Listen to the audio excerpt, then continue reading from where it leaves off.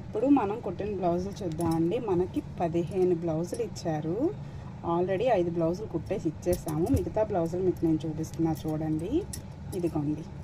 మనం రాజాలా బతకాలంటే కూలీలా వర్క్ చేయాలి. అప్పుడే మనం రాజాలా బతకగలం అన్నమాట. ఎప్పుడైనా చేసే వర్క్లో ఆనందాన్ని వెతుక్కుంటే ఆ వర్క్ అనేది చాలా తేలిగ్గా ఉంటుంది అన్నమాట.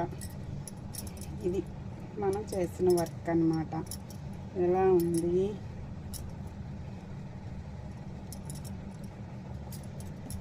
ఇలా కష్టపడితే మనం ఎప్పుడు కూడా సంతోషంగా ఉండొచ్చు. మనం ఇలా చెయ్యి చాచి తీసుకున్న రూపాయిని మళ్ళీ మనం ఇలా మన చేతులతో ఇచ్చే రూపాయిని గుర్తు చేసుకుంటే ఎప్పుడు కూడా మనం బద్దకిచ్చమండి. ఇలానే వర్క్ చేయగలుగుతాం అన్నమాట.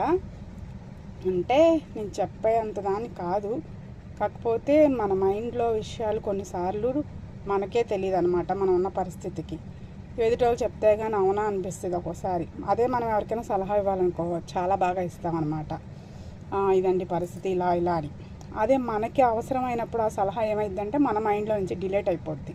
వేరే వాళ్ళు వచ్చి చెప్తే కానీ మనం గ్రహించలేని పరిస్థితి ఉంటుంది అన్నమాట. కొన్నిసార్లు మనకు వచ్చే ప్రాబ్లం బట్టి అన్నమాట. Okay, bye.